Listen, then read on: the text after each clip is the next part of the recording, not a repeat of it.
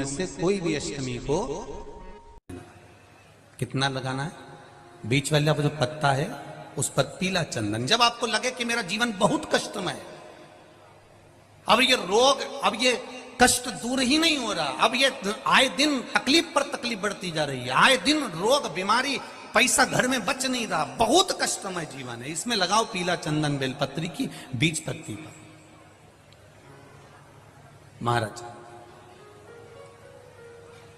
और बीज पत्ती पर जब चंदन लग जाए, लगने के बाद में ये दोनों पत्ती पर लाल चंदन लगा लीजिए। इन दोनों पत्ती के बीच में जो डंडी का भाग होता है, पत्ती से लेकर जो दो पत्तियां होती हैं, इनके बीच में जो जगह बचती है, इसमें मां पार्वती के 64 योगनियां, मां पार्वती अपनी पूर्ण सिद्धि के साथ में जितनी भी देवी के स्वरूप हैं, वो माता 64 योगनियां देवी के स्वरूप में यहां पर विराजमान होती हैं। दो पत्ती के नीचे से जो डंडी होती है नीचे तक, ये पूरी डंडी में 33 कोटि देवी देवताओं विराजमान होते हैं इस पूरी डंडी के अंदर। तो ये बीच वाली पत्ती है, ये जो बीच वाली पत्ती का जो भाग होता है, इस पत्ती के भाग में शहद का प्रयोग कर कर, यहां पीला चंदन, लाल चंदन, लाल चंदन, शहद का प्रयोग कर कर, इसी तरह से पकड़कर ये बेलपत्री की जो डंडी है वो अशुक सुंदरी पर जब आप समर्पित करें, तो जहां से जल बहता है उस ओर पर इस पत्ती को चढ़ाकर केवल आपके हृदय की बात कहकर देवाधिदेव महादेव से कोई भी शिव जी का मंत्र, पंचाक्षर नमः शिवाय, षडाक्षर ओम नमः शिवाय, श्री शिवाय नमस्तुभ्यम, या महामृत्युंजय मंत्र, जो शिव का मंत्र हो आपके पास में, उसको बोलते हुए देवाधिदेव महादेव को धीरे धीरे जल की धार चढ़ाना प्रारंभ करो। जल की धार जब पूर्ण होने लगे, उसमें थोड़ा जल बचे, तब अशोक सुंदरी पर जो तुमने बेलपत्र चढ़ाई है वहां उस जलधार को चढ़ाए। ये प्रयोग आपको केवल सोमवार की अष्टमी पढ़ने पर ही करना है। कौन से दिन करेंगे? जम के बोलिए जरा। सोमवार की अष्टमी पढ़ने। और धतूरे का फूल,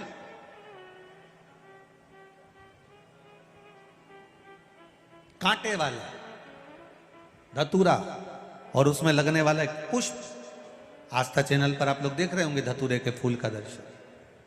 धतूरा और धतूरे का पुष्प, छोटा सा पौधा है, ज्यादा बड़ा नहीं है, कांटा लग रहा है, धतूरा लग रहा है, और उसमें भी साधारण धतूरा नहीं, जिस धतूरे के नीचे की डंडी लाल कलर की होती है, अगर वो सोमवार की अष्टमी को देवाधिदेव महादेव को समर्पित करी जाती है, तो उसके घर में कभी संपदा की कमी नहीं होती है।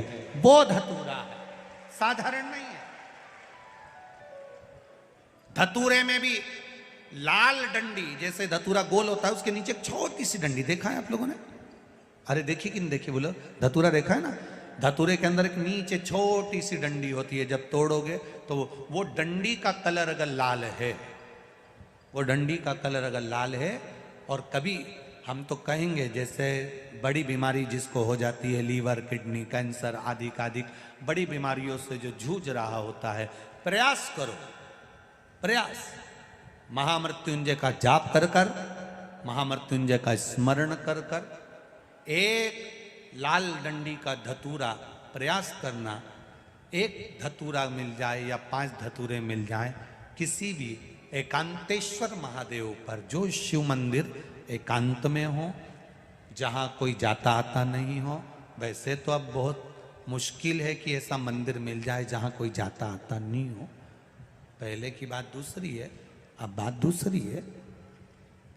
फिर भी कहीं आप रोड पे से निकल रहे हो, एकांतेश्वर महादेव अगर आपका दिख जाए, बहुत बीमारियों से ग्रसित हो, तो भी महामृत्युंजय जाप का स्मरण कर कर, या किसी विद्वत ब्राह्मण जन से महामृत्युंजय मंत्र का जाप कराकर, या भगवान शिव के मंत्र का जाप स्वयं कर कर, वो भी ना बने तो पंचाक्षर मंत्र नमः शिवाय, षडाक्षर मंत्र ओम नमः शिवाय, या श्री शिवाय नमस्तुभ्यम जप कर, वो लाल डंडी का धतूरा 5 एकांतेश्वर महादेव को आप समर्पित कर सकते हो। रोग थम जाएगा, जो दवाई खाओगे वो शरीर को लगना प्रारंभ हो जाएगी और आप स्वस्थ होने वाली थी सावन की पहली, और मालूम पड़ा कि वो कथा छत्तीसगढ़ की पवित्र धरा पर है।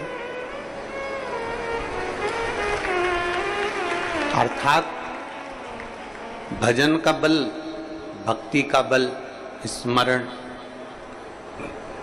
ये सब खींच कर लाते। चुंबक देखिए आप लोगों ने, वो चुंबक को गंगा में रस्सी बांधकर गोताखोर डालते हैं और उसमें चिपकने वाला जो भी सामान होता है वो चिपक जाता है। लकड़ी नहीं चिपकती, कपड़ा नहीं चिपकता, प्लास्टिक नहीं चिपकता। वो चुंबक में जो चुंबकीय तत्व होते हैं वही चिपकते हैं।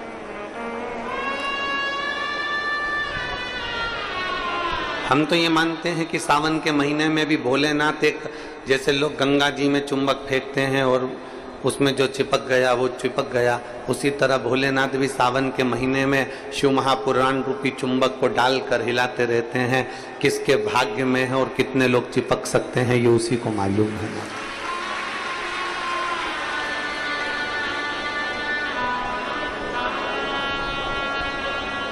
72 साल बाद ऐसा सावन आया है, और उस सावन में अगर भगवान की विरल भक्ति हमारे मुख से हो रही है, भजन हमारे मुख से हो रहा है, कीर्तन हमारे मुख से हो रहा है, तो आप और हम तो सब शिव के चरणों के दास हैं।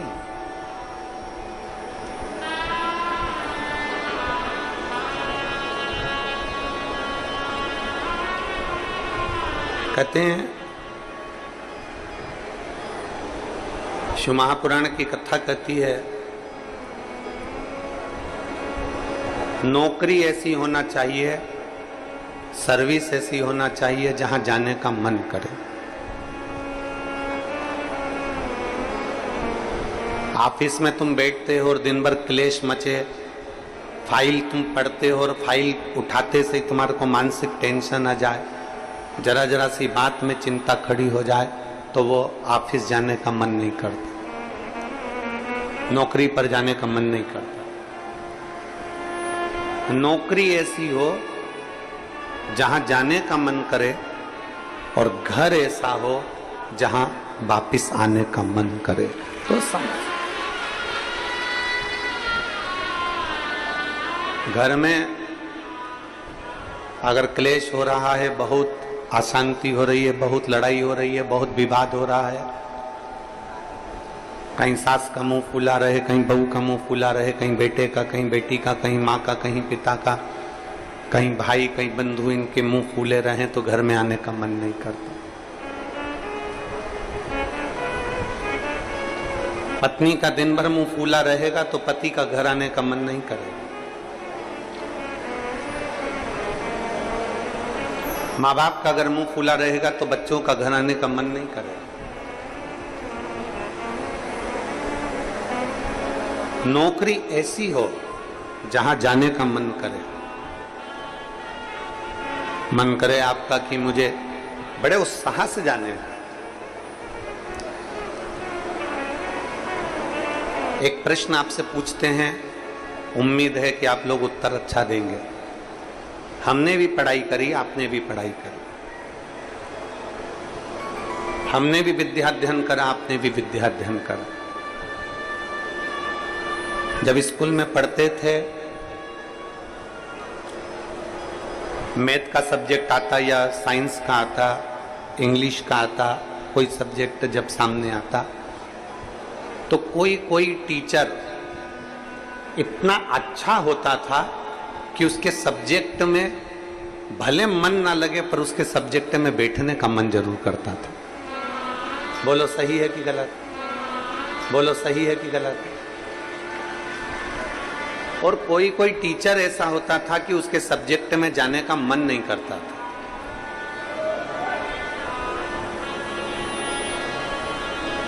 उनके सब्जेक्ट में जाने का मन नहीं करता। कोई टीचर इतना अच्छा, बहुत प्रेम से, बहुत स्नेह से, बहुत लाड़ प्यार से पढ़ाता है, बहुत स्नेह से पढ़ाता है तो उसके यहाँ जाने का मन कर जाता है। और कोई कोई टीचर ऐसा होता है कि वो पढ़ाता है पर उसके अंदर इतना क्रोध, इतना गुस्सा है, कहीं मारना, कहीं ठोकना, कहीं अपशब्द कहना, कहीं कुछ कहना, तो मन ही नहीं करता कि उस टीचर के पास में जाकर बैठा। पढ़ना है आपको, सारे सब्जेक्ट पढ़ना है आपको, और प्रत्येक सब्जेक्ट को आपको तैयार करना है, प्रत्येक सब्जेक्ट आपको पढ़ना है, पर आप उस टीचर के सब्जेक्ट में नहीं जाओगे। प्रत्येक सब्जेक्ट आपको पढ़ना है, प्रत्येक सब्जेक्ट आपको धारण करना है, पर आप उसके सब्जेक्ट में नहीं पहुंचोगे। बस जैसे स्कूल में कोई टीचर अच्छा है तो उसके सब्जेक्ट को पढ़ने के लिए आप जरूर जाते हो, उसी तरह नौकरी ऐसी हो जहां जाने का मन करे आपका।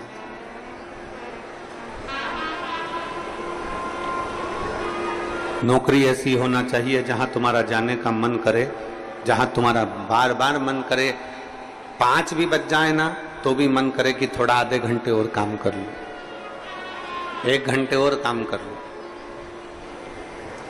15-20 मिनट और काम कर लूं। नौकरी अगर अच्छी है तो तुम्हारा जाने का मन बड़ा करेगा और वहां बैठने का भी मन करेगा। तो शास्त्र कहता है कि नौकरी ऐसी हो जहां तुम्हारा जाने का मन करे, और घर ऐसा हो जहां पर सब प्रेम से रहते हो, तो नौकरी से और दुकान से घर आने का मन करे, तो समझ लो कि तुम्हारा घर श्रेष्ठ है। तो समझिए कि उसमें तुम्हारी श्रेष्ठता है।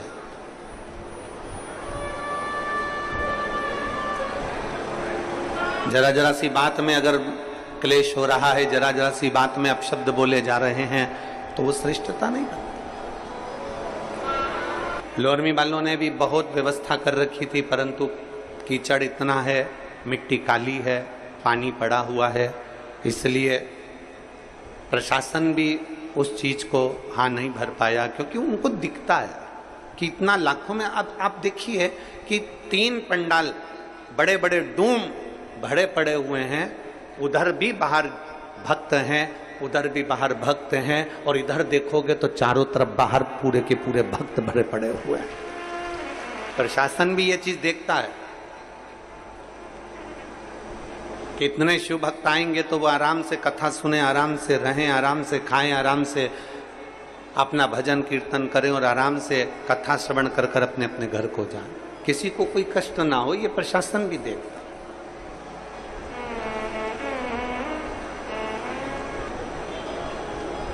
21,600 श्वास में से 21,600 श्वास जो चल रही है, उसमें से जितनी श्वास हम परमात्मा को दे सकते हैं उतना दीजिए। हम जितना भजन कर सकते हैं उतना भजन करें, हम जितना स्मरण कर सकते हैं उतना स्मरण करें। और तेरी कृपा बिना न हिले एक भी अणु, लेते हैं श्वास तेरी कृपा से तनो तनो। हे गंगाधार मुक्ति द्वार ओंकार तू, बोले ओंकार तू, आयो शरण तिहारी। हर हर महादेव, श्री शिवाय नमस्तुभम। पूजनीय गुरु जी द्वारा बताए गए आप सभी उपाय करें तो आपको लाभ होगा। 28 नवंबर मार्गशीर्ष शुक्रवार की अष्टमी है। बेलपत्र और लाल चंदन, पीला चंदन का विशेष उपाय बताया गया है, तो आप अवश्य करें और आपको हर मनोकामना आपकी पूर्ण होगी। अगर ये वीडियो अच्छी लगी है, विनायक डेली डायरी को आप सब्सक्राइबर करें और शेयर करें और लाइक करें। धन्यवाद।